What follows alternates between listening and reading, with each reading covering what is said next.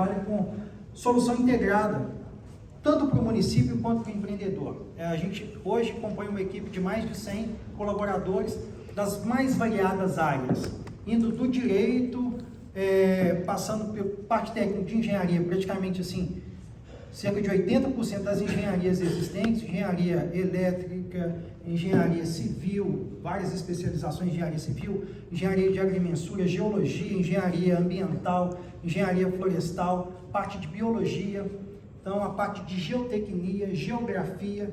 Hoje todos esses técnicos compõem a equipe interna, tá?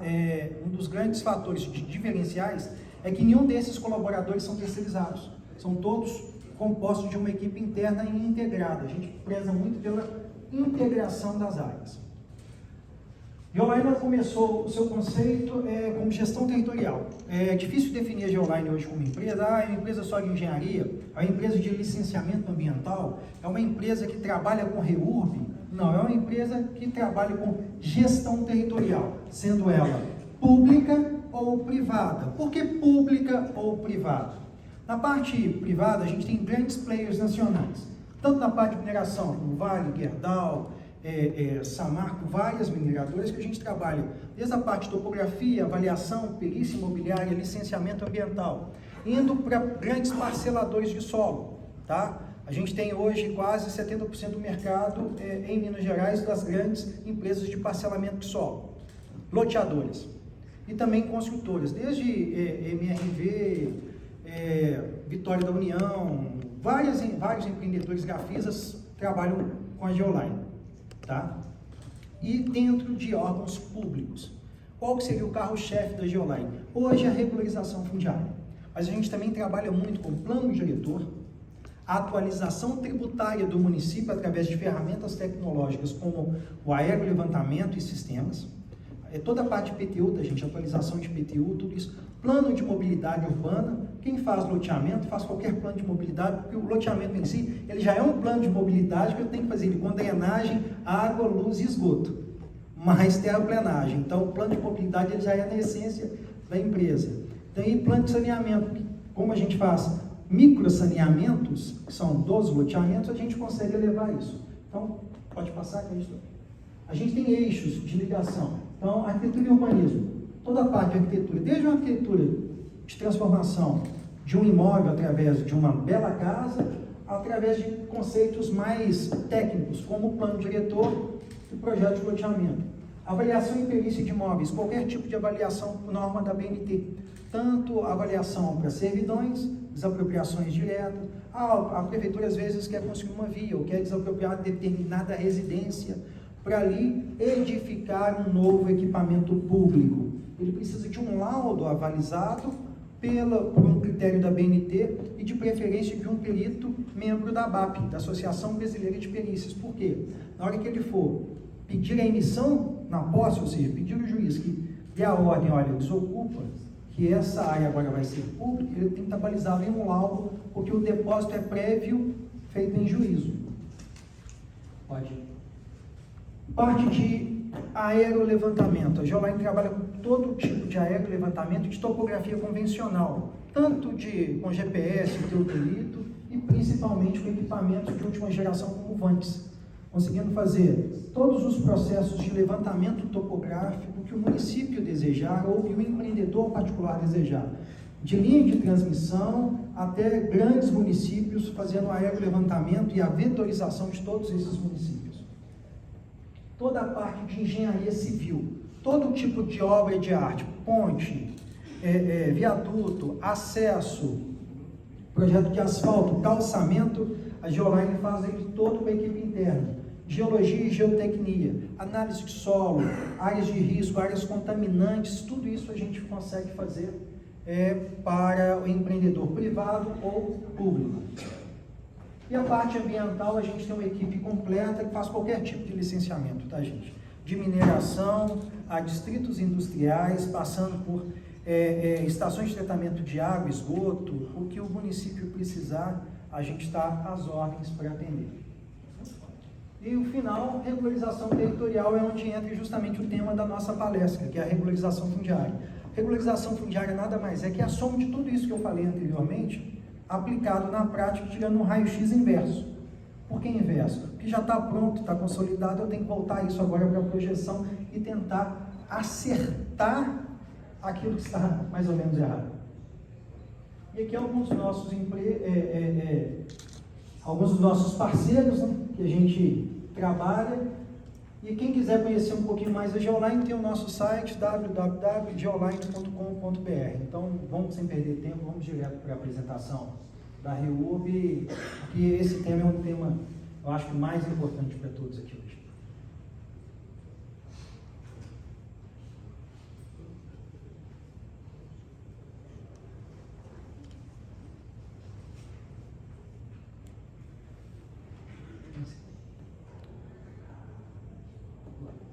Apresentação.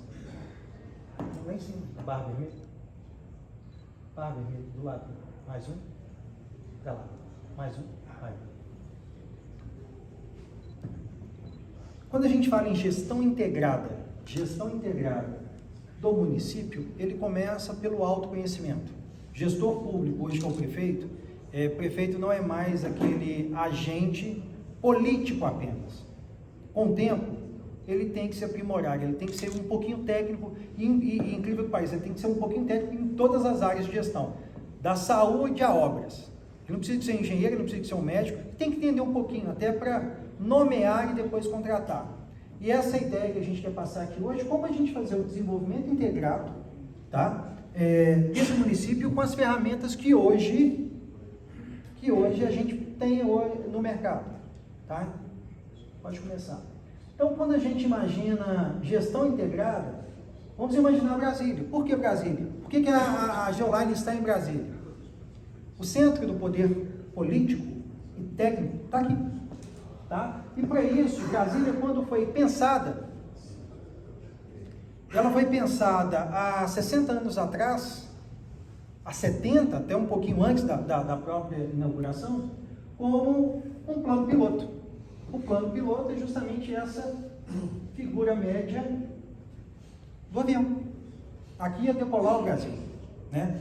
Aí muita gente, como o Lúcio Costa estava pensando as vias aqui, 6 pistas, vamos imaginar isso, gente, há 40 anos atrás, aquele eixo com 6 pistas, perguntava, mas para que vias tão grandes iguais a essa? Eu não estou pensando em Brasília para o amanhã, estou pensando em Brasília para daqui a 50 anos. E hoje a gente já tem congestionamento. Que Brasília não imaginou tanto que ela iria crescer. Imaginemos uma cidade que foi totalmente planejada e que hoje já possui problemas fundiários, de mobilidade, de água e de esgoto. Pensada, planejada. Agora imagina um município que não passou por isso, que teve o crescimento orgânico. O que é o crescimento orgânico? O município existe, de repente vai uma empresa indutora de crescimento. De repente ele recebe um hospital regional, de repente ele recebe uma universidade. Isso não foi planejado, é um crescimento orgânico. E a população vai, o emprego gera, e vai gerando mais demanda e mais demanda, como que o prefeito fica? Isso é um indutor de parcelamentos irregulares e ausência de infraestrutura. E a REURB veio para dar uma moratória legal para tentar se regularizar isso. Mas primeiro eu tenho que conhecer o meu problema. Como que eu conheço o meu problema? Primeiro, eu tenho que saber se as minhas ferramentas de gestão estão atualizadas. Primeira delas, planos diretores. O meu está atualizado, ele é eficiente, ele está pensando no crescimento do meu município, pelo menos para 30 anos. Vamos imaginar 50, mas pelo menos para 30. Eu tenho já as áreas de expansão urbana definidas, eu tenho as vias de ligação que eu posso deixá-la no projeto, e o próprio empreendedor loteador, quando fizer o loteamento, tem que respeitar e já vai crescer no município com grandes avenidas. Eu já pensei ali o meu sistema de esgotamento sanitário e abastecimento de água para o futuro. Isso começa aqui, gente, no plano diretor, que é o meu plano, a minha perspectiva de crescimento. Então, todo prefeito tem que olhar isso aqui com carinho, gente. Ele não sabe o tanto. Por quê? Com um plano diretor atualizado e eficiente, eu estou apto a receber crescimento externo. Se eu já tenho áreas de expansão urbanas industriais, Fica fácil uma indústria bater na minha porta, eu queria se instalar. Ó, eu já tenho uma área aqui que eu já pensei no meu planejamento, como um futuro distrito industrial, já está aqui planejada, eu já tenho inclusive licenciado o meu distrito, é só vir. Olha onde que a prefeitura sai à frente de outros que não tem nada. Quando o prefeito bate na porta, e aí? Eu queria instalar aqui. Ah, mas tem que ver, a área que você escolheu, o zoneamento lá é rural. Ah, mas só transformar para a área urbana. Infelizmente não é mais assim. O Estatuto das Cidades exige que eu faça um projeto de lei específico para aquela área, com audiências públicas, com o conceito de centralidade. No mínimo, gente, você perde 6 meses. E tempo para o empreendedor é dinheiro. Se você não está preparado, ele vai no município vizinho que já está preparado, te agradece, olha, ali eu já tenho um município que está muito mais ativo ou está pronto para me receber. Então eu tenho que deixar aqui.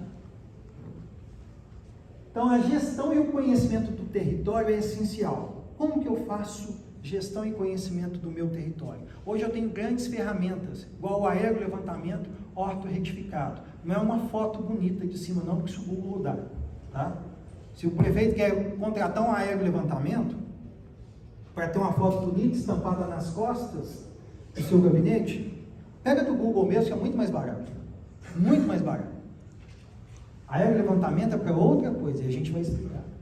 Ausência de gestão ambiental. Vários prefeitos, gente, não sabem que desde a Lei Complementar 140 de 2011, todo licenciamento ambiental de interesse local pode ser avocado, pode ser recepcionado pela própria prefeitura, desde que ela tenha lei ambiental própria, um fundo ambiental e uma equipe técnica para analisar e um conselho deliberativo chamado CODEMA. Ah, Charles, mas isso é muito burocrático, não compensa. Compensa demais. Seu município com autogestão, essa mesma empresa que foi para o lado, foi para o seu vizinho, ela precisa de um outro prazo, é o licenciamento ambiental. Se o impacto dela for só local, ela já licenciaria no próprio município. Isso é tempo para gerar emprego, para gerar renda para o seu próprio município de forma sustentável. Você passou por um período de licenciamento, ela pagou as compensações, teve as mitigações e pode se instalar ali de forma correta e segura. A gente separando a clandestinidade do empreendedor que tem a visão de desenvolvimento sustentável. Ausências de recursos e negligências de recursos financeiros correntes. Grande parte dos municípios hoje trabalham com repasse, tanto federal quanto municipal. Vamos supor que o município fosse uma empresa, que ele dependesse de doações. Estaria fadado a quebrar. Mas 2 grandes impostos ou taxas que o município possui, às vezes ele negligencia. Uma delas é o IPTU.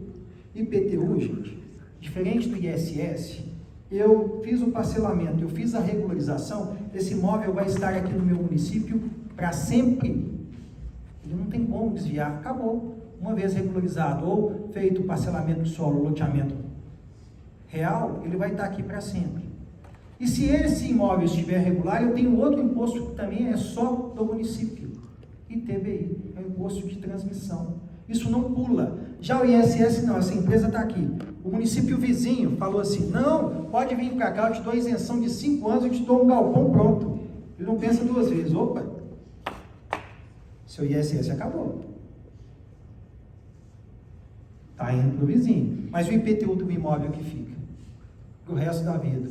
Então, como trabalhar com a população em que eu tenho uma autogestão do meu próprio patrimônio, que são as receitas que o município recebe, de forma justa, ponderada e, ao mesmo tempo, evoluída. Por que evoluída? Cidade, gente, cresce a todo momento. A todo momento tem um barracão sendo feito, tem um galpão sendo feito e uma boa casa sendo construída. De que forma? Às vezes com a BIX e, na maioria das vezes, sem. E como que eu vou saber disso no meu cadastro? Se aquele imóvel é um imóvel com terra nua, se é um imóvel edificado com uma construção de 200 metros quadrados. Só com tecnologias ou fiscalização na rua, a tempo e a hora. E hoje o grande problema é a carência de regularização. O município que não tem áreas regulares, ele não tem receita regular.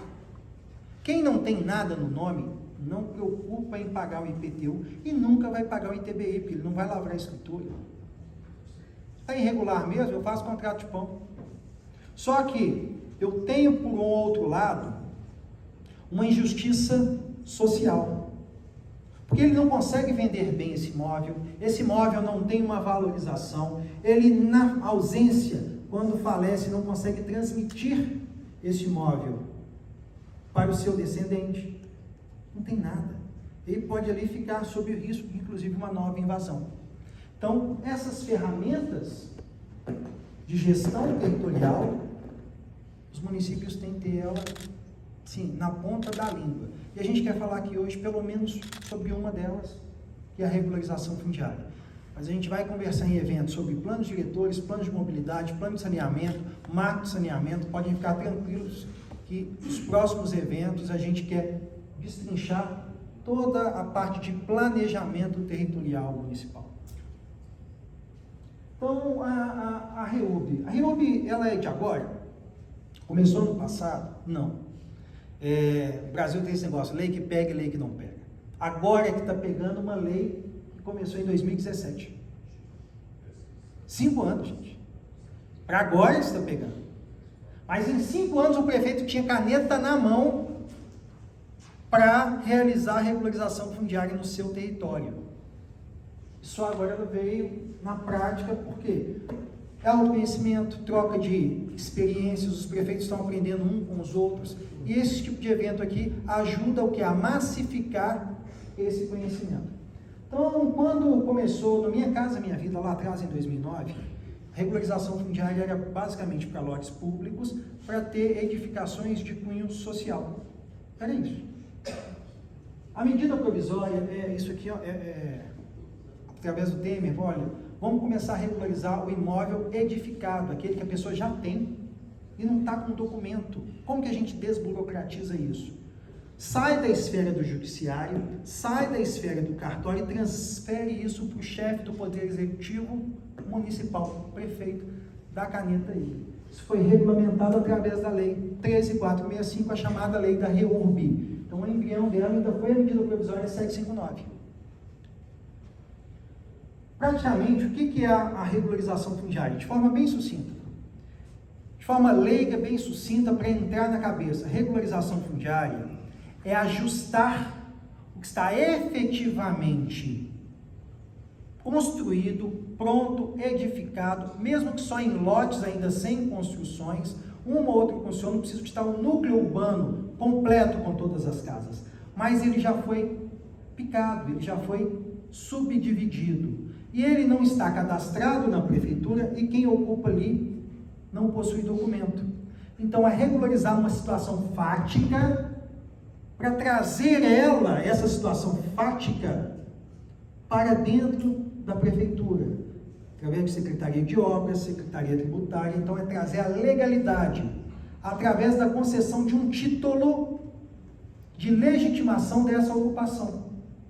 Outorgado por quem? Pelo chefe do Poder Executivo, pelo prefeito. Então é simples, eu pego um bairro lá, eu vou dar um título para todo. Não, aí é que está. A lei trouxe critérios, trouxe obrigações. Essas obrigações é que pegam. Por quê? São difíceis de se confeccionar. Eu tenho que fazer uma investigação do histórico dessa ocupação, para saber que tipo de ocupação, quem foi o demandante dessa ocupação, ou quem foi o empresário que fez esse loteamento irregular, porque pode ter depois uma penalização desse empreendedor irregular, tá? Eu tenho que ter critérios como saber na prática vetorizar esses imóveis. O que é vetorizar os imóveis? Medir exatamente qual o tamanho deste imóvel, porque o título ele é referenciado no imóvel. Então, na divisa correta, se ele é 10 por 20, se ele é irregular, se ele é triangular, todo mundo quer receber o seu imóvel na forma com que ele está. Então, eu tenho que conhecer bem esse imóvel. Eu tenho que tomar um cuidado com estudos geológicos, geotécnicos. Pode ser que essa área seja de risco, eu nem possa estar ali com aquele imóvel. Eu não posso titular essa família, nem poderia estar ali. E é isso que a gente vai explicar aqui na prática. E a lei ainda traz uma outra divisão entre REURB-S, social, e REURB-E, que é a REURB específica. Por que dessa definição? Por lei, a REURB-S, voltada para a família mais carente, cabe à prefeitura, no primeiro momento, prover a infraestrutura urbana complementar necessária, ou seja, se naquele núcleo falta o asfalto, falta a água, falta esgoto, isso fica como responsabilidade da prefeitura através de um tempo, em médio 8 anos, que é o prazo vinculante da 6766, da Lei de Parcelamento de Solos. Tá? Mas pode ser que a própria associação de moradores faça um acordo com a prefeitura e ela entre com mão de obra, ela entre com parte desses serviços. A lei hoje não impede que a associação de moradores, mesmo na REURB-S, na social, ajude a custear toda a sua regularização. Já na REURB-S, REURB-E, a específica, cabe aos empreendedores e aos proprietários fazer a sua autorregularização, através de contratação de empresas que entreguem todos os projetos necessários à sua regularização. Eu tenho macroetapas para isso. Então a lei me dá macroetapas em que eu tenho que passar uma por uma. Começa com o aerolevantamento. A lei não fala diretamente sobre aerolevantamento. Ela fala em topografia. Mas, na prática, a gente que mexe com isso, topografia convencional não faz REURB. Por quê? Topografia convencional, eu vou estar com uma pessoa com GPS, com um teodolito, com um prisma na porta da casa de todo mundo, fazendo ali as medições. Eu não vou saber o que tem lá dentro. Eu não vou saber quantas subdivisões tem lá dentro. E a vantagem da REURB é que esse núcleo urbano informal, mesmo se o plano diretor vincular que a área tenha que ter no mínimo 200 metros, e ali eu tenho uma subdivisão da própria família, um ficou com 50, construiu a casa, outro ficou com 50, construiu outra casa, e outro ficou com 70, e sobrou 30 metros para o terceiro que construiu a casinha, todos esses podem ser regularizados de forma individual, que a lei federal autorizou o município, independente do que está convencionado no plano diretor, a regularizar a situação fática do tamanho que esteja. Só que, eu quero agora subdividir, depois a REURB, agora não pode. É no momento em que a gente faz o primeiro processo, ou que é decretado a REURB naquela localização. Então, só o aerolevantamento que consegue ver isso de cima para baixo. A topografia convencional ela vai ter falhas gravíssimas. Tá? A gente não faz, qualquer prefeito tenta contratar. Eu quero a topografia convencional, coloca lá o topógrafo na porta. Primeiro que vai dar um erro no quarteirão. Porque tijolo eu não sei a medida, quem fez uma casa com 20 metros na divisa, quem está só com a cerca e quem está com 10 metros, 10 centímetros de tijolo. Só o tijolo vai dar uma diferença ali na prática, que vai dar uns 10 a 5 metros, para mais ou para menos no final da última casa, do quarteirão. Se ele comer, depende de onde começa. Então a gente nunca faz hoje regularização, através de topografia convencional. Levantamento das irregularidades fundiárias, isso tem que ter, isso é obrigação legal. A gente tem que entender como que surgiu aquele núcleo. Aquele núcleo surgiu de uma área que era da Cúria Metropolitana. Começou com uma igreja, numa vila, municípios muito antigos, gente. A gente regularizou a vila do Ibitipoca. Ibitipoca é famoso no Brasil inteiro. São pousadas maravilhosas, está ali na divisa entre Minas, São Paulo e Rio de Janeiro. Turistas de São Paulo e Rio gostam muito de mar, até mais que os mineiros. Ninguém ali na vila, pousadas diárias até de 10 mil reais, ninguém tinha documento. Não pagava IPTU, a área estava em nome da Cúria Metropolitana, da igreja, porque ali começou uma vila através da igreja. Então foi um foco de regularização, porque o município de Lima Duarte, o município lá, todo mundo acha que o município chama Ibitipoca, mas na verdade chama Lima Duarte. Ele não recebia nada daquilo ali. Estava tudo irregular.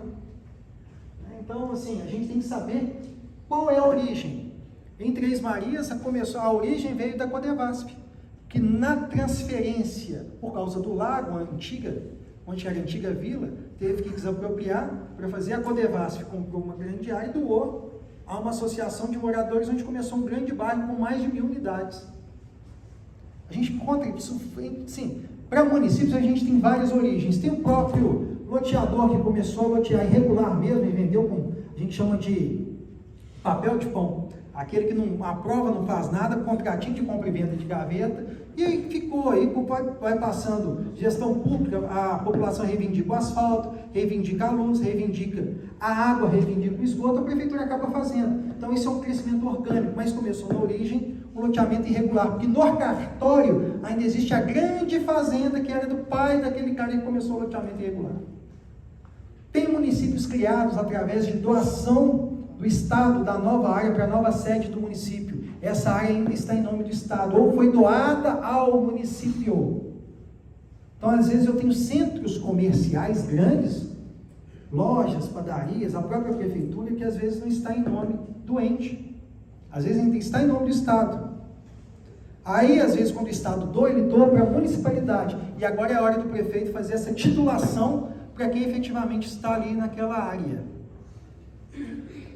Estudo de caracterização e diagnóstico. Eu tenho que fazer um diagnóstico dessa área, eu tenho que caracterizar. Primeiro, se ela é REUB-S, através do histórico do cadastro socioeconômico das famílias. Segundo, esse diagnóstico aqui, ele tem que entender se essa área vai poder ser regularizada. Porque eu posso estar numa área de risco, geológico e geotécnico. Às vezes a ocupação aconteceu dentro de um lixão, que foi há 20 anos atrás abandonado. Ali pode ter um bolsão, gente, de gás, e pode explodir determinadas residências. O projeto, o cadastro fundiário, a demarcação urbanística, o projeto de regularização fundiária, eles andam em conjunto. Isso aqui na prática é a gente saber mesmo essa ocupação. Medidas jurídicas de acompanhamento de todo o processo, saber se quem está ali não é locatário, não é arrendatário, ou seja, ele não está ali com uma doação de alguém, ou com uma concessão de alguém, ou pagamento de alguma taxa de alguém para estar naquela área. Então eu tenho que entender o histórico disso. Até o final, o registro no cartório de registro de imóveis e a titulação. Transferir a propriedade para quem ocupa. A primeira ferramenta que a gente entende é o conhecimento do território como um todo. Isso aqui é uma ortofoto em que são feitos quadrantes de gestão, e elas depois são ortorretificadas. O que é a ortorretificação? É como se fosse um quebra-cabeça que eu tenho que ligar uma na outra de forma geodésica. O que é essa ligação geodésica? É eu ter a área específica, delimitada, num lugar específico no globo. É só essa área aqui. No globo inteiro, esse quadrante aqui representa essa coordenada aqui, não vai ter deslocamento nenhum. Para isso eu preciso de base geodésica. Por que base geodésica? Eu tenho que colocar bases no município que façam a interligação com a constelação de satélites e com a base oficial do IBGE, para saber que essa divisa é única no mundo, no Brasil e no mundo. Por isso eu tenho que amarrar o aerolevantamento com bases georreferenciadas. Por que disso? Porque essa base georreferenciada, quando um aerolevantamento é feito e bem feito, eu consigo extrair informações que são de cunho essencial para o gestor público. Isso aqui é um caso real, gente. Isso aqui é em Conselheiro Lafayette, esse bairro chama Lima Dias. Está vendo essa mancha mais escura ali? No meio, no centro ali, aquela borda? São áreas com declividades acima de 47%. Ali, cabrito, para subir, ele tem que colocar aqui chute. Só que no projeto original, quando foi vendido, tudo isso ali era lote. Tudo era lote. A pessoa ia construir, não comprou lote, comprou espaço aéreo. Isso aqui foi uma demanda que veio do Ministério Público Estadual, Dr. Glauco, lá, que notificou os antigos empreendedores a regularizar. E a gente teve que redesenhar o bairro como um todo, só foi possível com a aerolevantamento. Por quê? A gente faz o aerolevantamento com scanner a laser, então eu consigo ter curva de nível de metro em metro, mesmo de área já ocupada. E aí a gente conseguiu olhar as áreas de risco, fazendo um processo que chama isodeclividade. Por que isso é importante para o prefeito, mais do que todo mundo? Porque uma vez que ele titula uma área em local irregular, e aí acontece, igual aconteceu com Petrópolis, desce, morrem várias famílias, Até então, essas famílias eram notificadas pela Defesa Civil, não estava nada regular. A Defesa Civil notificava, a gente tem que sair e tal. A partir do momento que o prefeito titula, o problema sai do CNPJ da prefeitura para o CPF. Ah, mas o prefeito me deu o título. Isso aqui está o grande risco de contratar uma empresa não técnica. A aerolevantamento é ferramenta essencial para a regularização fundiária. Aqui é a ortofoto já com as manchas, e o que a gente conseguiu apurar, então essas áreas se transformaram em quê? Área verde. Começou a fazer parte da composição de patrimônio da prefeitura. E nela, além de ter declividade alta, tinha nascentes. Isso a gente tem que verificar na prática, gente. E é por isso que não dá para uma empresa de um engenheiro civil e um advogado fazer REURB. Tem que ter a parte de geotecnologia, tem que ter a parte de geotecnia, tem que ter a parte ambiental. Esse bairro, esse núcleo tem que ser pensado como um todo. E tem uma outra questão que o aerolevantamento permite. Lembra quando eu comecei lá, falando que o ideal é que eu tenha que ter um cuidado pelas receitas básicas do município? Quando eu faço a REURB bem feita com aerolevantamento, a gente fornece para as prefeituras dados técnicos capazes de atualizar o seu cadastro fundiário, IPTU e ITBI, porque uma vez que essa área está titularizada, eu tenho já os dados técnicos que são fornecidos pela prefeitura. Inclusive a gente utiliza a mesma nomenclatura do cadastro que ela tem no IPTU, para ficar fácil lançar os nossos dados no sistema. A gente não vende sistema de IPTU, a gente não vende sistema tributário, a gente não escraviza, é o contrário. A gente conversa com o sistema de IPTU que já está lá dentro, conversa com quem desenvolveu e fala qual a forma que você precisa de elevar essa ortofoto para o seu sistema. Você trabalha com GIS? Você trabalha com DWG? Qual a extensão? Não, Charles, eu só trabalho com PDF, é imagem. Então a gente entrega para ele a imagem daquela ocupação. Ele só corta e coloca lá no cadastro da pessoa. Então quando a pessoa é titulada e está lá pagando IPTU só do lote, e ela tem na prática uma residência de 100 metros quadrados, e quando vem a guia do IPTU, e ela assusta, não, meu IPTU aumentou demais, eu pagava R$200, que era só o valor de terra nua, agora vem R$200 mais R$1.000 da minha área construída. Eu vou lá na prefeitura reclamar. Quando ele chega na prefeitura, é um absurdo, o prefeito aumentou meu imposto, eu pagava R$200 e agora está vindo R$1.200. Eu falei, não, seu imposto não aumentou nenhum centavo. É o mesmo preço por metro quadrado de área construída, que todo mundo paga, e o mesmo preço por metro quadrado de terreno. Esse aqui não é o seu imóvel, não, só vira a tela. Aqui, olha, no seu IPTU anterior estava um lote. E o senhor, na prática, tem uma casa de 232 metros quadrados. Essa casa não é do senhor, não? Ou é mesmo? Eu não fiz o ABIX, eu não vim aqui, não regularizei. Daí é um outro programa, que é o programa Primeiro ABIX, que é pauta para uma outra reunião nossa. Mas acabou o questionamento. E como ele está irregular, se ele quiser vender esse imóvel, quem for comprar vai recolher o ITBI. Então o município começa a ter autogestão. Para o aerolevantamento, gente, antigamente, até hoje se utiliza isso aqui, é dentro da aeronave, todo o equipamento para fazer ortofoto. Então aqui que está o laser scan, o cabo de antena de GPS, o sistema inercial, e tem que rasgar o casco. Aí, é claro que é aprovado, homologado pela ANAC, para a câmera ficar por baixo para fazer ortofoto. Mas a equipe de campo, porque eu tenho que ter o GPS com as bases, seja em área marcada, seja em qualquer área, a equipe nossa tem que ir onde for necessário para fazer a triangulação. Agora imagina que aquilo tudo virou isso aqui. Um vante. 2,20 metros de envergadura, quase esse tamanho aqui mesmo. Faz todo o processo hoje fazendo no avião. É muito mais técnico, e tudo isso com aprovação do Ministério da Defesa. Vou fazer um parêntese aqui. Vocês sabiam que só o Ministério da Defesa pode fazer aerolevantamento no Brasil? Quem aqui sabia, levanta a mão. A gente já conversou. Por que disso? Aerolevantamento, ele é sensível às Forças Armadas, porque aerolevantamento é uma definição geodésica, ou seja, em relação à geóide, em relação à terra, daquele ponto específico que eu quero. Isso é defesa às Forças Armadas, porque vamos imaginar uma guerra. Eu tenho hoje imagens de satélite. Recentemente os Estados Unidos conseguiu matar o número 2 da Al-Qaeda, depois de muito tempo. Só que morreram mais 8, chamado efeito colateral. Eles têm dados georreferenciados no mundo inteiro, através de satélites das Forças Armadas, que são uma precisão gigantesca. Mas se tivesse um aerolevantamento de ortofoto, o míssil ia bater direto no apartamento específico de fulano. Direto.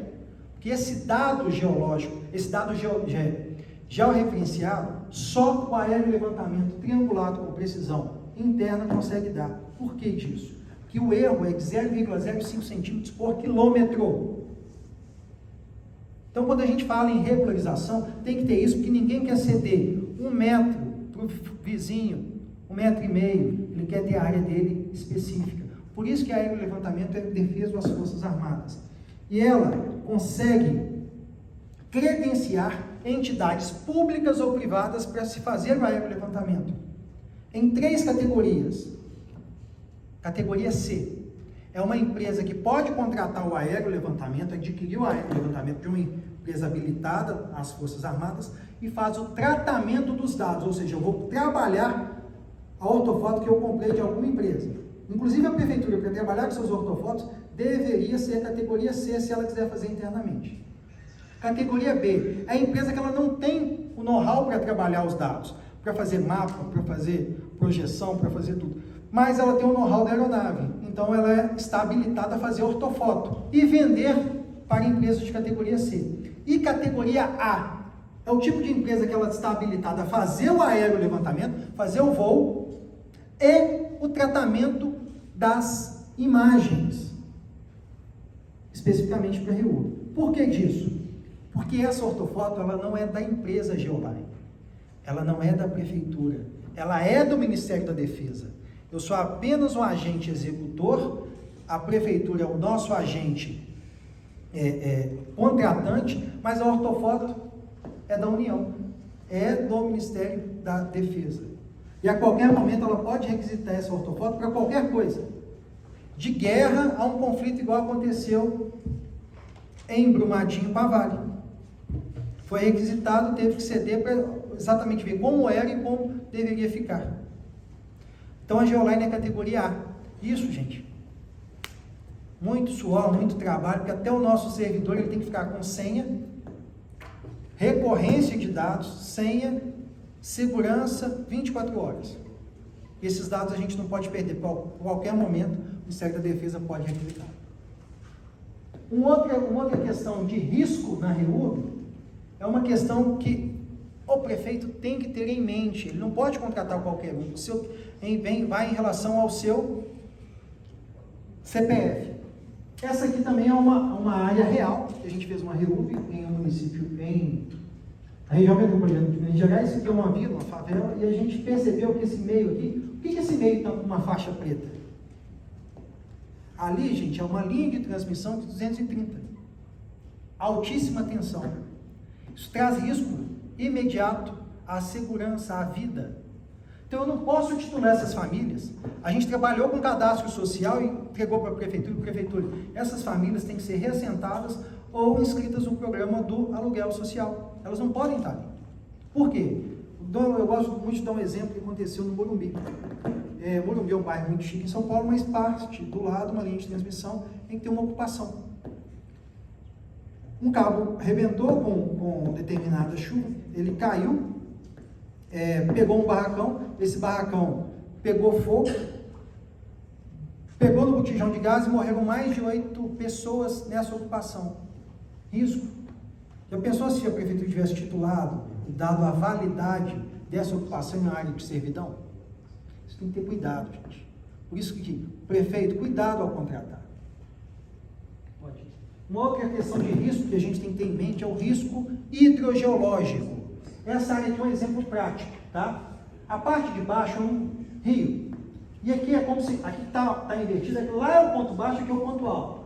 A gente utiliza muito a sinalização do semáforo. Semáforo é uma linguagem universal. Vermelho, opa, para. Amarelo, atenção, alguma coisa que está estranha. Verde não, verde está liberado, segue. Aquele ponto lá, a gente fez o estudo hidrogeológico e percebeu que o rio, numa recorrência de uma chuva de 100 anos, poderia invadir aquela faixa lá. Então, as famílias que estavam no ponto 1 não puderam ser tituladas. Também tem que trabalhar com o aluguel social. O ponto 2, quem que identificou? Como ali é o ponto baixo e sobe, região de Minas Gerais, a gente tem uma região muito plana, mas tem uma região que é cheia de calo. Então, isso aqui é um ponto alto. Nesse ponto alto, para a família permanecer ali, o que deveria acontecer? Uma obra de infraestrutura, um muro de arrimo, um gabião, algo que mantivesse a qualidade da habitação. Isso até a Geoline ela cede para as prefeituras. Tá? Até esse, além de todos os projetos de abastecimento de água, esgoto, asfalto, tudo que precisar complementar no nosso processo de REURB, não é só titulação, é completo, inclusive laudo geológico já tem. E uma outra coisa interessantíssima, sem participação popular, não acontece REURB, não adianta. Por mais que a prefeitura está pagando, gente, mesmo pagando, se não tiver uma mobilização, se não for um projeto político, porque isso aqui dá muito mais voto, politicamente falando, que um asfalto. O asfalto você faz, a rua era de terra. A pessoa ia lá, dava garibada, jogava poeira com a mangueirinha, não, colocou asfalto. Primeiro e segundo ano, o prefeito é um Deus. Terceira chuva, que deu um buraco. E a pessoa agora já comprou o carrinho, passa embalado, cortou o pneu, começa a falar mal. Ah, porque pelo menos quando tinha terra aqui, não furava meu pneu, eu vinha mais devagarzinho. Ah, quando não tinha asfalto, ninguém me atropelava. Titulação não. Uma vez que você concedeu o título para a pessoa, ela vai lembrar de você o resto da sua vida. Então, gestor público, isso aqui dá mais dignidade. O asfalto é necessário? É claro que é necessário. A água é necessária? É claro que é necessário. Esgoto, muito mais. Mas sem a área estar titulada não adianta. Então, por isso a gente precisa fazer o quê? Campanhas publicitárias, divulgação, audiências públicas. Lá em Três Marias tem um prefeito que vai palestrar daqui a pouquinho, que não perde uma, está em todas lá e vai chamando a atenção da população. Gente, vamos aqui, vamos regularizar. Eu não vou entrar na palestra do Bem-Te-Vi, não. Mas tem que ter a participação. O gestor público tem que colocar a cara a tapa. Por quê? Ele está trazendo aqui um remédio bom, gente. Isso aqui é um ganha-ganha. Todo mundo ganha, o município ganha, o empreendedor ganha também, mas a população principalmente. Eu tenho um imóvel sem documento nenhum, eu quero vender. Quanto que ele vale? Ah, não tem documento, eu vou te pagar 40%. Numa casa que tivesse documentação. Ah, mas eu não aceito. Então você financia? Ah, vamos ver pela Caixa, vamos ver por um banco. Não tem documento, que banco que financia? Nenhum. Então você fica à mercê da pessoa, pagar o que quer. Se tiver apertado, vai vender mais barato. Ah não, tá tudo regular, estou com o documento em meu nome. Quero vender. Ah, eu só tenho aqui, número redondo, vale 100 mil, eu só tenho 70, ok, financia 30 na Caixa, vamos lá. Vai vender pelo 100. Então, essa participação popular tem que ter. Eu não vou explicar muito, porque na prática, a Dinara vai explicar um pouquinho de sistema e como isso acontece na prática. Mas eu só quis colocar aqui os alertas de questões macro para que a REURB, na prática, aconteça de forma segura, eficaz e correta. Tá? É isso que a gente tem que ter em mente. São vários critérios que a gente tem que percorrer para que, no final, a REURB atinja os seus anseios. Titulação de quem está, aumento de renda no município, e estando regular eu consigo financiar um consigo CAD, eu consigo fazer uma obra, eu consigo trazer ali, desde material de construção, padaria, então eu começo a desenvolver, e ao mesmo tempo eu aumento a renda perpétua dos municípios. Por que perpétua? Justamente aqueles dois impostos, IPTU e ITBI. Isso eu não consigo tirar de um município e levar para outro. Eternamente, o município vai ter uma renda atualizada e perpétua. Obrigado a todos.